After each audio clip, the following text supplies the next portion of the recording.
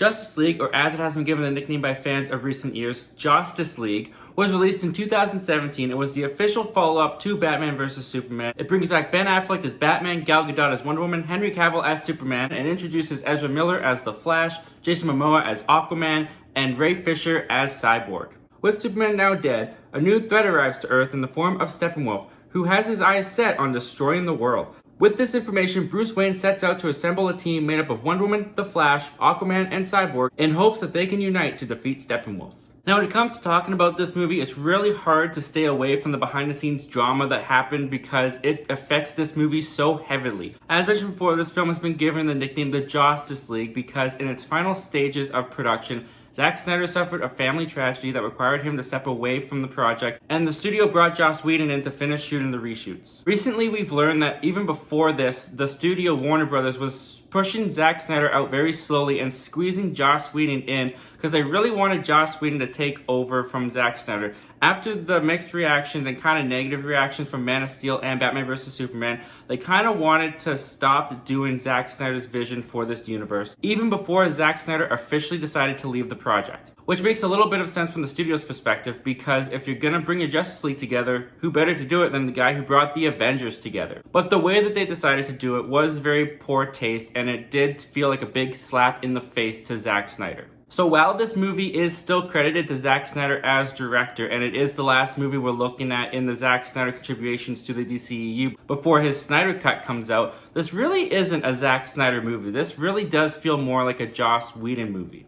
Not only is Joss Whedon credited as a co-writer on the screenplay, but his style of filming and his directing is the exact opposite of Zack Snyder, and his DNA is all over this movie. This movie does not resemble a Zack Snyder feeling movie at all. But even with all that said, I really don't see this as a Joss Whedon movie either. This is a studio's movie. The studio had a big, heavy influence on this movie. They dictated they wanted more humor, they wanted a lighter tone. They even mandated only a 2-hour running time, which when you watch this movie without credits, this movie is only an hour and 48 minutes long. Mind you, Man of Steel and Batman vs. Superman were both 2 hours to 2.5 hours long, and this movie has to introduce Flash, Aquaman, and Cyborg, which from the get-go, you can really feel that studio's mandated 2 hours on this movie, because this movie feels like it's missing a lot of footage. Just with this opening scene that reintroduces us to Ben Affleck's Batman, he's chasing down a criminal on a rooftop, and he captures the guy, and he hangs him off the roof, and he's like, "They can smell fear." And out of nowhere, those bug-like creatures from Batman's nightmare in Batman vs. Superman comes flying up on the roof. Can you see how it feels you might have missed something? We learn from Bruce's and Alfred's conversation that they've been hunting down these quote-unquote parademons for quite some time now, but the movie doesn't really give a great timeline of how much time has passed since Batman vs. Superman. This is a year after the movie came out. So as an audience member, I assume it's been a year since Superman died, but the movie does not give you that clear confirmation. But how long has Batman been tracking down these parademons?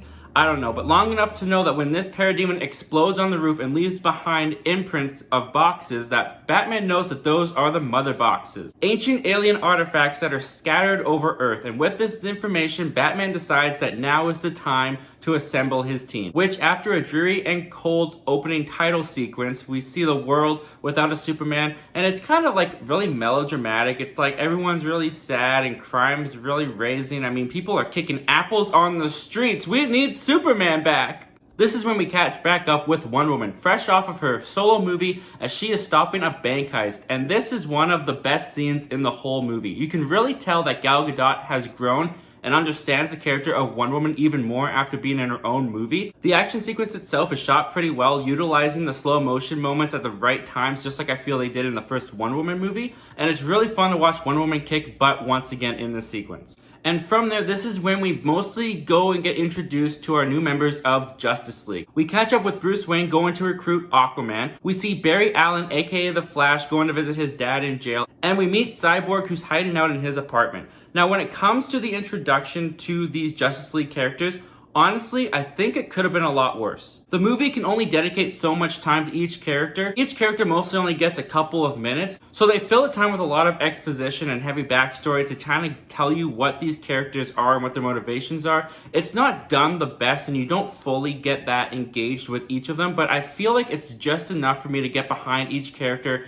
and kind of know what their story is. The Flash has benefited the most from the Flash TV show, which is a show I really enjoy. So I kind of know more about the Flash just from my knowledge from the TV show. But without the TV show, you would have no idea in this movie how this guy got his powers, what he does with his powers. Of all three of the new Justice League characters, Flash is kind of the weakest one that they give a lot of focus on. You get a little bit more with Aquaman through a conversation he has with Mira, played by Amber Heard. And they talk about how his mother fell in love with a man on land. So Arthur Curry is half human and half of these Atlantis people, and he's the heir to the throne of Atlantis, but he doesn't want to be king of Atlantis. You get most of that through their dialogue. But for the most part, Jason Momoa's Aquaman is basically just the bro of the group. Just like a bat. I dig it. The new character you probably learn the most about is Cyborg, because Cyborg is connected to the mother boxes. He was in an accident. His father's a scientist, and using the mother box, he makes like this robotic suit that his son is able to live through. And he's got the alien language in his head from the mother box speaks to him. So with all that said, even though it's very rushed and there's very limited time for these new characters, the film does give me enough for me to be like, okay, I'm at least a little bit invested in these characters to see how they work as a group. Speaking of investment, where the investment really falls short is in the villain of Steppenwolf.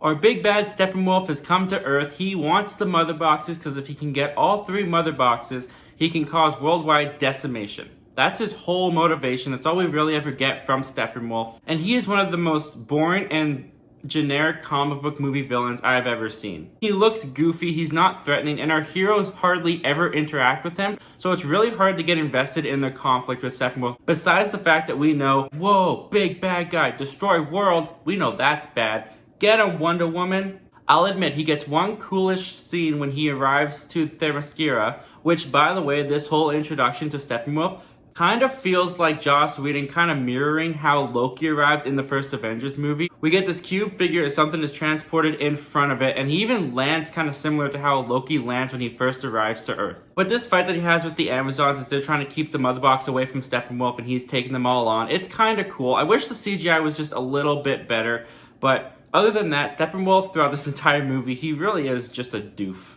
And he only ever fights our heroes twice. There's a fight in the middle of the movie where he mostly just takes on Wonder Woman, and then there's a fight at the end of the movie where the heroes can't even stand a chance against him until Superman comes and just kicks his butt. Which, speaking of which, yeah, Superman comes back in this movie. He couldn't even be dead for a full movie.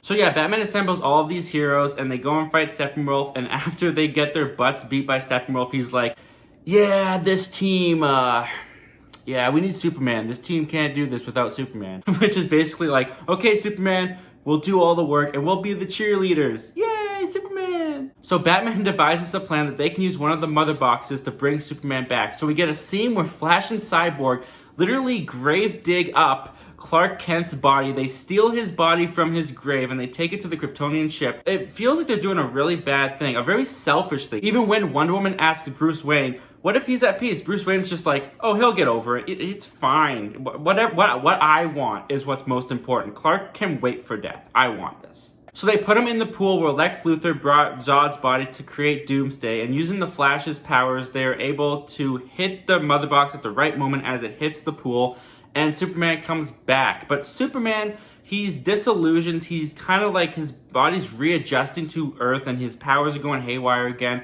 which causes Cyborg to see him as a threat, or his system to see him as a threat, so he fires at Superman. And this leads to the best moment in this entire movie, Superman versus the entire Justice League. Well, minus Batman. He's kind of just like in the background like, guys, you should take him. I can't take him. He's too powerful and I don't have my kryptonite. But this fight between Superman and the Justice League, it's actually pretty cool. I love the scene where the Flash is trying to run really fast to get a upper hand on Superman, and Superman's eye follows him as he's running fast, and Flash is just like, you can see me? And then he just like tumbles and falls. And I love when we see Superman go head to head with Wonder Woman and he just plows her into the ground. Like, yeah, Wonder Woman, you're tough, but this is Superman we're talking about. And then he notices Batman and he's like, I know who you are. And he grabs Batman by the face.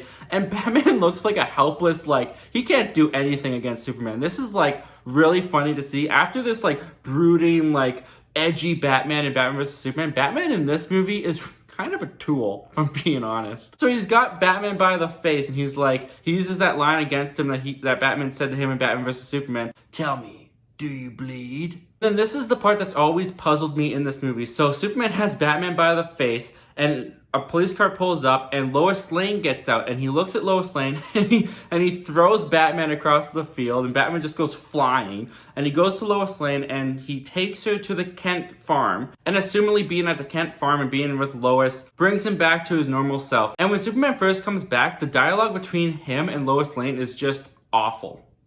You smell good. What was it like coming back? Itchy. But the reason this puzzles me is because in Batman vs. Superman, when the Flash returns to Batman in his dream and is like, Lois is the key, you're right, he's bad, Lois is the key, find Lois. Is this what this is referring to? I mean, this is the closest that I can get to Lois being the key, that Lois is the key to bring Superman back to being Superman after he turns evil for a little bit in this movie. I don't know, I've just always wondered what that scene with the Flash meant in Batman vs. Superman, and this is the closest that I can think that he's referring to. I really hope that in Zack Snyder's Justice League we finally get an actual confirmation resolution to this question of what it means for Lois to be the key. I hope that comes up in his new cut, because if this is it, it's very weak. But from there, we basically get our big superhero finale fight against the big bad guy in Russia, because that's where Steppenwolf has set up shop. And it's really weird. Throughout the movie, they keep cutting back to this one family in Russia where Steppenwolf is, and we see the parademons all around their house. But it's like we're supposed to be invested in this fight just because of this one family that we keep cutting back to. But they don't really give anything for this family for us to be invested in them. It's just like, these are people and they're in this city where Steppenwolf is and he's bad, so feel bad for them and root for the good guys. But it really just comes off as like, what's the point of this family? Why are they here? Like, cut this scene out. It doesn't make any sense. I mean, the Flash ends up saving them during this fight, so I guess that's the payoff for the family being in this movie, but it really does just feel like, just take those scenes out. We don't need them. So we get the Justice League fighting Steppenwolf, and this fight is sad. Like, it's really sad. The Justice League can't really hold a hand to Steppenwolf, and then Superman comes and is just tossing Steppenwolf around. He's just beating Steppenwolf all over the place. Steppenwolf has no chance against Superman, and the rest of the Justice League just kind of, you know, they watch Superman. They're the cheerleaders. Yay, Superman! But honestly, in this moment, this is my favorite Henry Cavill has ever been as Superman. He's finally optimistic, hopeful, fun, charismatic. I really like this Superman. If they ever do a Man of Steel, I want this kind of Superman in that movie. But this new Superman terrifies Steppenwolf, and as the parademons feed on fear, they start devouring Steppenwolf as he is fearful of this Superman, and we see him get sucked up into his portal, and the heroes just kind of watch him and go, bye! Thanks for being our bad guy. And then over a Lois Lane voiceover, we see our heroes as they are set up for their next solo movies. Superman gives an homage to the Christopher Reeve movies. He flies off and the movie ends. Guys, Justice League is one of the most cookie cutter superhero movies I have ever seen. It is so paint by numbers, and say what you will about Man of Steel and Batman vs. Superman, I definitely have my problems with those movies, but one thing that I do like about those movies is that they have a consistent tone to them. When we get to Justice League, the tonal shift of this movie is so very jarring. And even with the brighter colors and the lighter tone, this movie's comedy really does not land. The Flash is kind of where most of the movie's comedy comes from because he's the comic relief, but he doesn't really say anything funny. He doesn't really say jokes or give one-liners. He kind of just talks. Like, he just talks nonsense. There's no punchline to it. It just comes off as super annoying.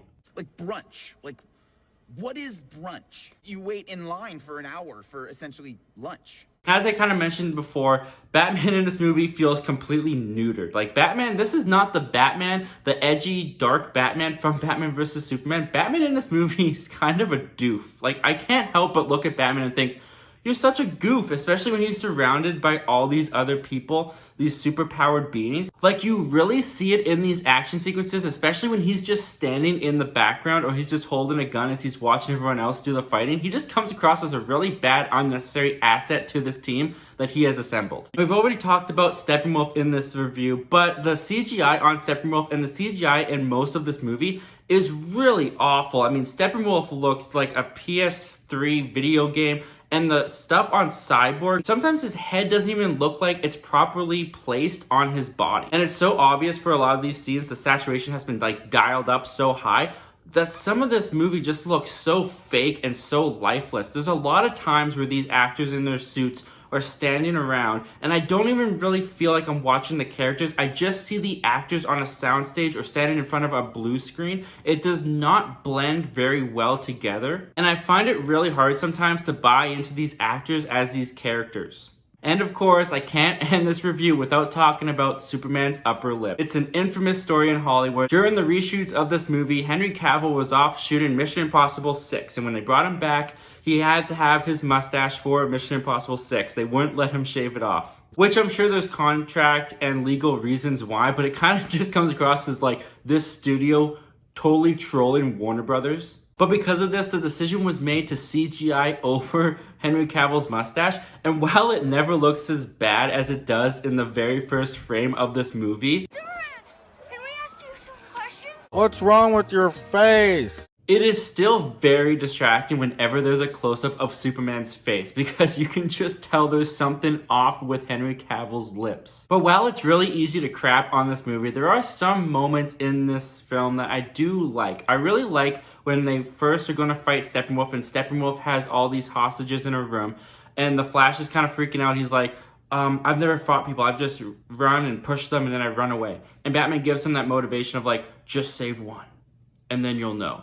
And the Flash goes in and saves someone, and then he's like, oh, that felt good. And he goes and saves more people. I liked that little moment. I think that's a really cool demonstration of a seasoned superhero teaching a newbie and kind of being a mentor in that way. And a lot of the scenes with the Flash's speed are actually pretty cool. They utilize him really cool in action sequences, especially this shot right here where he uses his speed to go and touch Wonder Woman's sword to help it get into her hand faster. And Wonder Woman, Gal Gadot in this movie, she comes off of her solo movie, and she is carrying a lot of that energy from that Wonder Woman movie. I think she does a really good job in this movie. But it's really funny that a lot of the fight scenes between Steppenwolf and the Justice League are mostly just the fights between Steppenwolf and Wonder Woman. Wonder Woman really takes the lead in these fight sequences until Superman arrives at the finale, which while this is fun and a lot of the action sequences in this movie can be fun, it really does just kind of make you feel like, why do we need a Justice League? Why can't just this be Wonder Woman and Superman?